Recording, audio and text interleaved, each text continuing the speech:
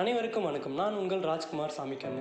இன்றைக்கி வீடியோவில் எதை பற்றி பார்க்க போகிறோம்னு தெரிஞ்சுக்கணும்னா இந்த சேனலை சப்ஸ்கிரைப் பண்ணாமல் இருந்தீங்கன்னா சப்ஸ்கிரைப் பண்ணுங்கள். அப்போ தான் நான் போடுற வீடியோ எல்லாமே உங்களை சேரும்.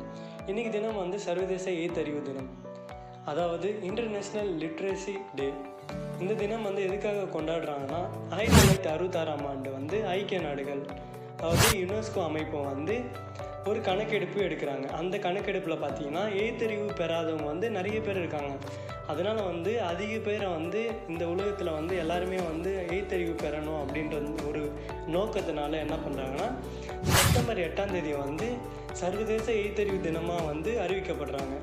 அதுக்கப்புறம் பார்த்தீங்கன்னா 1967ஆம் ஆண்டு இந்த இது சர்வதேச எழுத்தறிவு தினம்னு சொல்லிட்டு உலகெங்கும் கொண்டாடப்பட்டது.